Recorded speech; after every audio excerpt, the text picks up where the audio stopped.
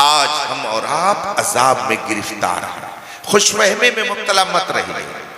پہلے آتی تھی حال دل پہ ہنسی، اب کسی بات پر نہیں آتی۔ آج کا جو دن گزرا ہے، 2 اپریل کا جو دن گزرا ہے، کیا سمجھتے ہیں کہ یہ دن آ کر کے ایسے ہی چلا گیا؟ یہ آپ کی پیٹھ میں خنجر بھونک کر کے گیا ہے۔ یہ دن آپ کی زمین کو تنگ کر کے گیا ہے۔ یہ دن آپ کی درگاہوں کی حفاظت کو پرخچے اڑا کر کے گیا ہے۔ آپ نے میڈیا کے ذریعہ سن لیا ہوگا کہ کس طریقے سے آپ کی بربادیوں کے مشورے آسمانوں میں کیے جا رہے ہیں۔ وقف کی جائیداد آپ سے چھینی جا رہی ہے، مسکراہٹ کیسے آ رہی ہے؟ آپ کی مسجدیں مسمار کی جا رہی ہیں، آپ مسکرا کیوں رہے ہیں؟ آپ کی درگاہوں پر بلڈوزر چلائے جا رہے ہیں، آپ کو ہنسی کیسے آ رہی ہے؟ ہندوستان کا وہ بادشاہ جس نے عدل و انصاف سے پورے ہندوستان کو بھر دیا تھا، جس کے عدل و انصاف کی داستان بیان کرنے پر غیر مسلم منصف مورخین بھی مجبور تھے، انگریزوں نے بھی جس کے عدل و انصاف کی داستان کو کتابوں میں لکھا ہے، آج اس کی قبر کو توڑنے کا مطالبہ کیا جا رہا۔ آپ ہنس کیسے رہے ہیں؟ آپ عذاب میں گرفتار ہیں۔ یہ اور بات ہے کہ آدمی کا جب احساس مر جاتا ہے تو اس کے اوپر چاہے بلڈوزر چلایا جائے یا اس کے اوپر میزائل گرائی جائے، اس کو کچھ احساس نہیں ہوتا ہے۔ اسی لیے شاعر نے کہا تھا، جگہ جگہ کے تجھے تھک چکے ہیں ہنگامے، نشاط لذت خواب گراں بدل ڈالو۔ غلط روی سے منازل کا بود بڑھتا ہے، مسافر و روش کارواں بدل ڈالو۔ آپ یہ سمجھتے ہیں شاندار عمارت آپ نے بنا لیا تو آپ کامیاب ہو گئے؟ آپ یہ سمجھتے ہیں کہ اگر آپ بہترین انجینئر بن گئے تو آپ کامیاب ہو گئے؟ آپ یہ سمجھتے ہیں میں نے شاندار ڈگری حاصل کر لی، ڈاکٹری کی، تو میں کامیاب ہو گیا؟ آپ یہ سمجھتے ہیں کہ اگر کوئی بہترین عالم بن گیا تو وہ کامیاب ہو گیا؟ آپ یہ تصور کرتے ہیں میرا بیٹا شاندار حافظ بن گیا، یہ کامیاب ہو گیا؟ آپ یہ سمجھتے ہیں میں شیخ طریقت بن گیا، میں کامیاب ہو گیا؟ یاد رکھیے گا، منزل الگ ہے، نشان منزل الگ ہے، دونوں میں فرق ہوتا ہے۔ مثال کے طور پر مجھے ابھی یہاں سے سفر کر کے گورکھپور ہوتے ہوئے اپنے شہر خلیل آباد پہنچنا ہے، اور اس کے بعد پھر مجھے کل آگے کا سفر کرنا ہے۔ جب میں یہاں سے سفر شروع کروں گا، کچھ دور جانے کے بعد ایک پتھر ملے گا، اس پر لکھا ہوگا گورکھپور 200 اتنے کلومیٹر۔ جو ہی میں نے دیکھا کہ گورکھپور لکھا ہوا ہے، ڈرائیور سے میں نے کہا کہ گاڑی روک دو، گورکھپور آ گیا۔ کہے گا حضرت گورکھپور ابھی نہیں آیا ہے۔ میں اگر کہوں کہ دیکھو گورکھپور لکھا ہوا ہے، گاڑی روک دو، اس نے گاڑی میرے کہنے پر روک دی اور میں اتر گیا۔ بتائیے منزل پر پہنچ جاؤں گا؟ منزل پر میری پہنچ ہو جائے گی؟ رسائی ہو گئی منزل تک؟ آپ کہیں گے کہ نہیں، یہ منزل نہیں ہے، پھر کیا ہے؟ وہاں تو لکھا ہوا ہے گورکھپور، لیکن آپ کہیں گے حضرت اس لیے آپ منزل پر نہیں پہنچیں گے کہ یہ پتھر منزل نہیں ہے، یہ نشان منزل ہے۔ منزل کوئی اور چیز ہے، یہ نشان منزل ہے، یہ نشان ہے، یہ بتا رہا ہے کہ ابھی آپ کو اتنی دوری اور سفر کرنا ہے۔ منزل اور ہے، نشان منزل اور ہے۔ یہ درگاہ یہ منزل نہیں ہے، یہ نشان منزل ہے۔ یہ مدرسہ یہ منزل نہیں ہے، یہ نشان منزل ہے۔ یہ ڈگری یہ منزل نہیں ہے، یہ نشان منزل ہے۔ یہ روزہ یہ منزل نہیں ہے، یہ نشان منزل ہے۔ نماز یہ منزل نہیں ہے، یہ نشان منزل ہے۔ یہ بڑی بڑی عمارتیں یہ منزل نہیں ہے، یہ نشان منزل ہے۔ آپ نے نشان منزل کو منزل سمجھ لیا، آپ نے شاندار مکان بنا لیا تو آپ سمجھتے ہیں کہ میں منزل پر پہنچ گیا۔ آپ عالم بن گئے، بہترین مفتی بن گئے، شاندار خطیب بن گئے، بہترین حافظ بن گئے، عمدہ انجینئر بن گئے، اعلیٰ قسم کے ڈاکٹر بن گئے تو آپ سمجھتے ہیں میں نے منزل پا لیا۔ اسی لیے تو بھول بھلیا میں پڑ گئے۔ آپ نے نشان منزل کو منزل سمجھ لیا، اسی لیے آپ بھٹک گئے. یہ سب منزل ہے نہیں ہے, یہ سب نشان منزل ہے. منزل کیا ہے, منزل کیا چیز ہے؟ تو یاد رکھیے گا یہ ساری چیزیں نشان منزل ہے, اور منزل در حقیقت دربار مصطفیٰ ہے. منزل در حقیقت میرے مصطفیٰ کی اطاعت ہے. اسی لیے ڈاکٹر اقبال نے کہا تھا بمصطفیٰ برسا خیشرا کہ دی ہماوس اگر بہو نرسی دی تمام بولہ بھی. خود کو دربار مصطفیٰ میں پہنچاؤ, اور اگر تم وہاں نہیں پہنچ سکے تو چاہے تم آسمانوں میں اڑتے رہو, تم سب کچھ ہو سکتے ہو, مگر منزل تک پہنچنے والے کبھی نہیں. نعرہ تکبیر, نعرہ رسالت, مسلک اعلیٰ حضرت فیضان سرکار سرکاہی شریف عرس علائی حضور مفتی اختر حسین صاحب علی. نشان منزل الگ ہے, منزل الگ ہے. جو نشان منزل میں گم رہتا ہے اس کا عرس نہیں ہوتا, جو منزل تک پہنچ جاتا ہے اس کا یاد منائی جاتی ہے. جو منزل تک پہنچ جاتا ہے اس کے تذکرے کیے جاتے ہیں. سیدنا صدیق اکبر منزل تک پہنچ گئے تو آج پوری دنیا میں ان کا خطبے میں ذکر کیا جاتا ہے. ابھی کل پرسوں آپ نے جمعہ کی نماز الوداع کی نماز پڑھی, خطیب نے خطبے کے اندر کہا خصوصاً علی افضل البشر بعد الانبیاء بالتحقیق سیدنا و مولانا ابی بکر صدیق. سب سے پہلے نبیوں کے بعد سب سے بڑا رتبہ صدیق اکبر کو ملا. یہ رتبہ صدیق اکبر کو کیوں مل گیا؟ گھر بنانے کی وجہ سے, زمین لینے کی وجہ سے, پراپرٹی کی وجہ سے, اقتدار کی وجہ سے نہیں, نہیں, یہ رتبہ ملا ہے دربار مصطفیٰ میں.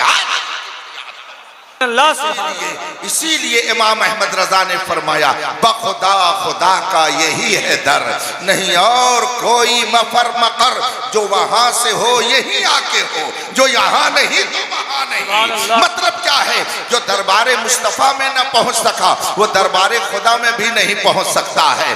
آج کچھ لوگ کہتے ہیں جب ہم نے سب کچھ پا لیا تو اب نبی کی ضرورت کیا ہے, ڈائریکٹ خدا سے مانگو. ایک سلسلہ چل رہا ہے ایسے لوگوں کا, ڈائریکٹ خدا سے مانگو.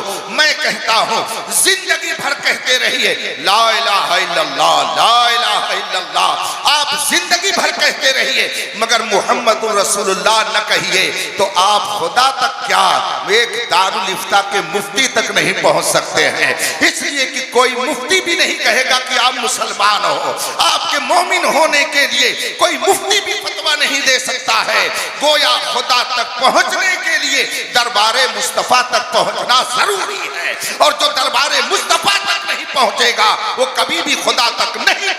سبحان اللہ.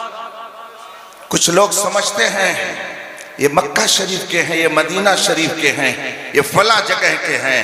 ہمارے یہاں تو اس کا تصور بعد میں دیا جاتا ہے.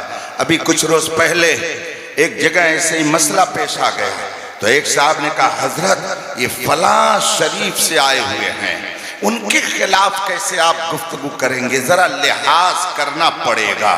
میں نے کہا کہ تم نے اسلام کی تاریخ نہیں پڑھی ہے. اسلام کی اگر تاریخ تم نے پڑھی ہوتی تو ایسا جملہ نہیں بولتے. الحمدللہ ہم تو رسول پاک کے ایسے شیدائیوں میں ہیں کہ اگر کوئی مکہ شریف سے آئے, کوئی مدینہ شریف سے آئے مگر محمدی بن کر کے نہ آئے تو وہ سب کچھ ہو سکتا ہے مگر ہمارا نہیں ہو سکتا ہے. مکہ شریف سے کوئی آتا ہے لیکن اگر اپنے آپ کو وہابی کہتا ہے تو ہم اس کو عزت دینے کے لیے نہیں تیار ہیں. کسی خانقاہ درسگاہ سے کوئی آئے اگر مصطفیٰ کا مخالف ہے تو وہ سب کچھ ہو سکتا ہے مگر ہمارے لیے قابل احترام نہیں. جو مصطفیٰ کا ہے وہ ہمارا ہے, جو مصطفیٰ کا نہیں وہ ہمارا.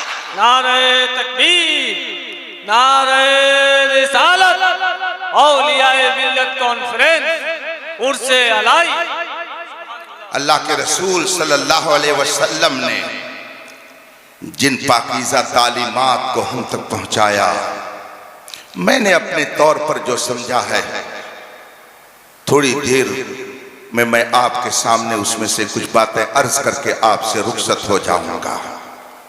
دیکھیے ابھی آپ اندر داخل ہوئے, گیٹ کے پاس درخت لگا ہوا ہے. اس درخت کے اندر 3 چیزیں ہیں. آپ ان تین چیزوں پہ غور کر لیں اور اسلام کی پاکیزہ تعلیمات میں ان تین چیزوں پر نظر ڈالیں تو انشاءاللہ آپ کو بہت کچھ سمجھنے میں آسانی ہوگی۔ درخت ہے، درخت کے اندر تین چیزیں ہوتی ہیں، ایک ہے اس کی جڑ، دوسری ہے اس کی شاخیں، اور تیسری چیز ہے کہ اگر مدرسے کا چپراسی ہوگا، واچ مین ہوگا، باغبان ہوگا، مالی ہوگا، تو کبھی کبھی اس درخت کی کچھ شاخوں کو کاٹ چھانٹ کر کے صحیح کرتا ہوگا۔ آپ نے پارکوں میں دیکھا ہوگا، دیکھتے ہی رہتے ہیں، آج کل ہم لوگ پارک ہی تو دیکھتے ہیں، اور کیا دیکھتے ہیں؟ نہ ہم تاریخ دیکھتے ہیں، نہ قرآن دیکھتے ہیں، نہ حدیث دیکھتے ہیں، نہ علماء کے دربار کو دیکھتے ہیں، بس ہم تو تفریحوں میں لگے ہوئے ہیں۔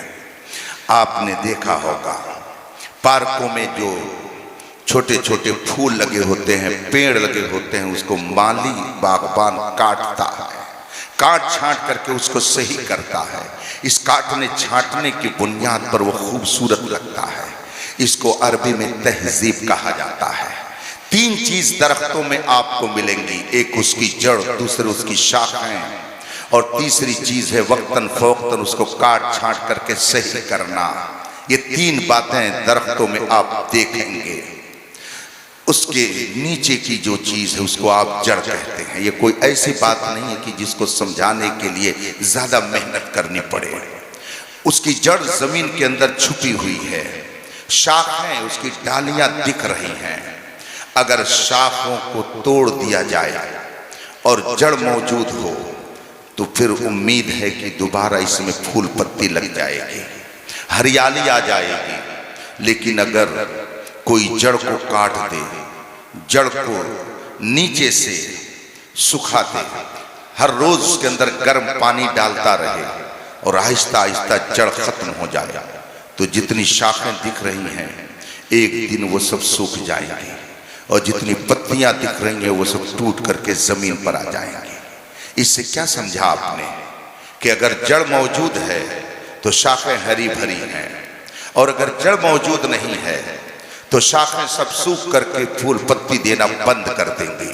یہ دو چیز ہوئی، اور تیسری چیز ہے اس کو وقتاً فوقتاً کاٹ چھانٹ کر کے صحیح کرنا، جس کو آرائش و زیبائش اور سنوارنا کہا جاتا ہے، عربی میں جس کو تہذیب کہا جاتا ہے۔ اسلام نے اپنے ماننے والوں کو جو حکم دیا ہے وہ انہی تینوں میں منحصر ہے۔ ایک ہے بنیاد، ایک ہے عمل جس کو آپ شاخ کہہ لیجئے، ایک ہے تہذیب و تمدن۔ عقیدہ جو آدمی کے دل کے اندر ہوتا ہے، ہاتھ اور پیر میں عقیدہ نہیں ہوتا، عقیدہ دل و دماغ میں ہوتا ہے، یہ چھپا ہوا ہوتا ہے۔ جس طریقے سے درخت کی جڑ چھپی ہوتی ہے اور اس کی شاخیں دکھتی ہیں، ایسے ہی عقیدہ دل و دماغ میں چھپا ہوا ہوتا ہے۔ اور شاخوں کی طرح آپ سمجھ لیجئے اعمال کو، عقیدہ الگ ہے جیسے جڑ الگ ہے، شاخیں الگ ہیں جیسے عمل الگ ہے۔ ایک ہے عقیدہ، ایک ہے عمل۔ اگر آدمی کا عقیدہ صحیح نہیں ہے تو اس کے اعمال لاکھ بظاہر بہتر ہوں لیکن میدان محشر میں سب سوکھی ہوئی ڈالیوں کی طرح ہوں گے، اس میں کوئی پھول پتی خوشبو نہیں آئے گی، سارے پتے جھڑ کر کے زمین پر آ جائیں گے۔ قرآن کریم نے اس کا نقشہ کھینچا ہے اور فرمایا ہے وَعَمِلْنَا وَقَدِمْنَا إِلَى مَا عَمِلُوا فَجَعَلْنَا هَبَاءً مَنْثُورًا۔ یہ کفار نے جتنے کام کیے اور جو کچھ انہوں نے اچھے اعمال کیے، اپنے طور پر یہ سوچتے تھے کہ ہم نے بہت اچھا عمل کیا، لیکن ہم نے سب کو ہوا منثورا کر دیا، یعنی ریت کے باریک باریک ذرے جو ہوا میں اڑ گئے اور ان کا کوئی وجود نہیں رہ گیا۔ ایسے ہی جس کا عقیدہ درست نہیں ہوگا وہ لاکھ اچھے اعمال کا ذخیرہ جمع کرنے کی کوشش کرے مگر یہ سب کے سب برباد ہو جائیں گے۔ اس کا مطلب ہے کہ اسلام کے نزدیک عقیدہ اصل ہے، یہ جڑ اور بنیاد ہے۔ جب تک عقیدہ صحیح رہے گا اعمال پھول پتی کی طرح خوشبو دیتے رہیں گے، اور اگر عقیدہ گڑبڑ ہو گیا تو جس طرح سے جڑ اگر ختم ہو جائے تو درخت کی شاخیں سوکھ کر کے پتے اس کے نیچے گر جائیں گے، اسی طریقے سے انسان کا عمل ہے۔ اس کا مطلب ہے کہ انسان کو پہلے اپنے عقیدے کی درستگی کے لیے توجہ کرنا ضروری ہے، عقیدے کے بعد پھر اچھے اعمال کا نمبر آتا ہے، روزہ ہے، حج ہے، زکوٰۃ ہے، نماز ہے، اللہ کے راستے میں اپنے آپ کو پیش کرنا ہے، یہ سب عمل ہے۔ نماز عقیدہ نہیں ہے، روزہ عقیدہ نہیں ہے، حج عقیدہ نہیں ہے، بلکہ وہ ایک عمل ہے۔ عقیدہ کوئی اور چیز ہے، عقیدہ الگ ہے، عمل الگ ہے۔ اعمال صالحہ جو آپ کرتے ہیں، ان کو اعمال سے آپ تعبیر کرتے ہیں، یہ شاخیں ہیں، یہ برانچ ہے، یہ ڈالیاں ہیں۔ عقیدہ الگ، عقیدہ درست تو آپ کے اعمال کارآمد، اور اگر عقیدہ گڑبڑ تو جتنے اعمال ہیں وہ سب کے سب برباد۔ عقیدہ اور عمل کے بعد تہذیب کا نمبر آتا ہے، یعنی ایک انسان کو معاشرے میں کیسے رہا جاتا ہے، اپنوں سے کیسے بات کی جاتی ہے، غیروں سے کیسے گفتگو کی جائے گی، آپ پہنیں گے کیسا، آپ رہیں گے کس طرح سے، آپ کا بال کیسا ہونا چاہیے، آپ کی داڑھی کیسی ہونی چاہیے، آپ کا کرتا پاجامہ کیسا ہونا چاہیے، آپ کا لباس کیسا ہونا چاہیے، آپ کے گھر کا رہن سہن کیسا ہونا چاہیے، اس کو تہذیب کہا جاتا ہے۔ آپ کی بولی کیسی ہونی چاہیے، آدمی جو ہی بولتا ہے فوراً سمجھ میں آ جائے گا سامنے والے کو کہ یہ بے پڑھا لکھا ہے، یہ پڑھا لکھا ہے۔ آدمی نے جو ہی گفتگو شروع کی سامنے والا سمجھ جائے گا کہ یہ مہذب ہے کہ غیر مہذب ہے۔ میں اپنے یوپی کے انداز میں دو طریقے سے بولتا ہوں، آپ خود ہی سمجھ جائیں گے کہ ان دونوں طریقوں میں کتنا فرق ہے۔ مثال کے طور پر اگر مجھے بس سے سفر کرنا ہو اور میں بس میں بیٹھا اور میں نے کنڈکٹر سے کہا، اے کنڈکٹر تنی ٹکٹ ایٹھو بنائی دیو، یہ ہماری یوپی کی بولی ہو گئی۔ سننے والے سن لیں گے اور سمجھ جائیں گے کہ مولوی صاحب پڑھے لکھے کم ہیں۔ اگر یہ پڑھے لکھے ہوتے تو دوسرے ڈھنگ سے بولتے۔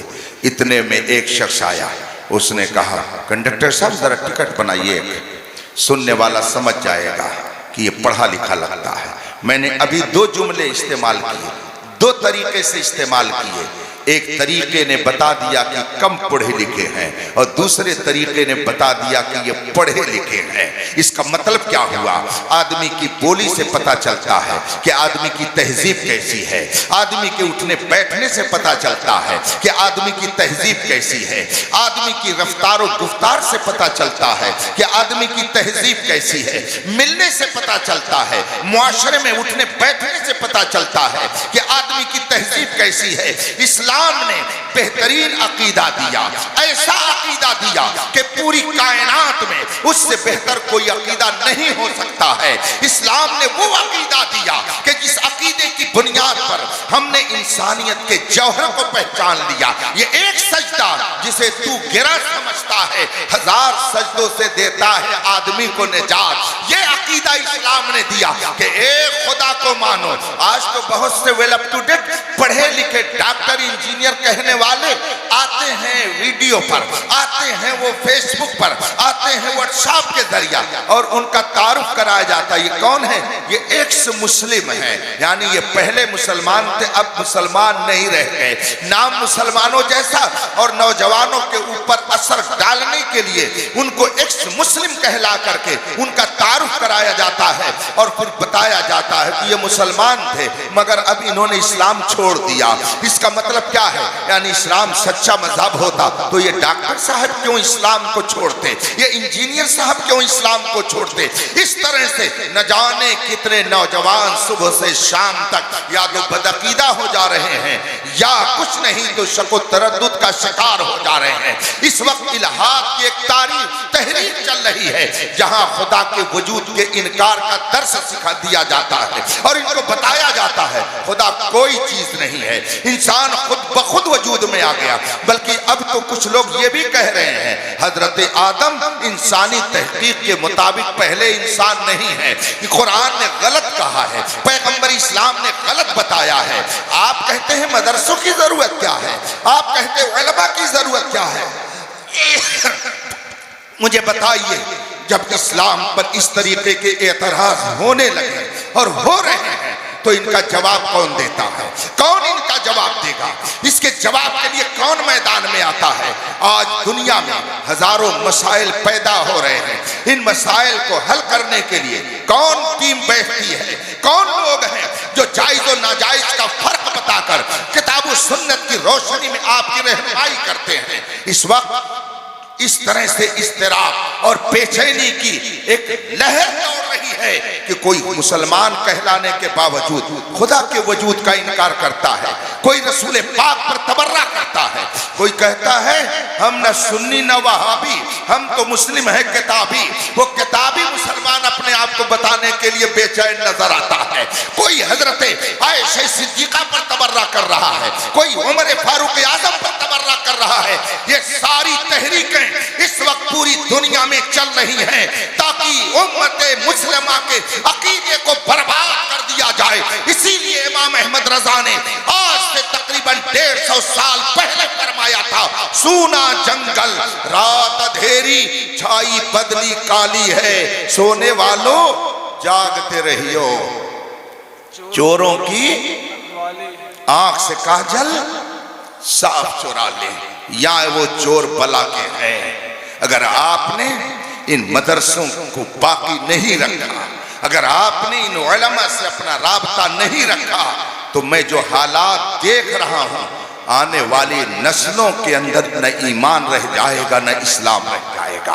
جس تیزی سے الحاد اور بے دینی کو پھیلایا جا رہا ہے، اگر آپ نے اپنے بچوں کو اسلام کے بنیادی عقائد نہیں سکھائے، ان کے عقیدوں کو آپ نے مضبوط نہیں کیا، ان کو صحیح اعمال کی تعلیم نہیں دی، تو آپ دیکھیے گا آپ کے مرنے کے بعد آپ کی قبر پر کوئی فاتحہ پڑھنے والا بھی نہیں ملے گا۔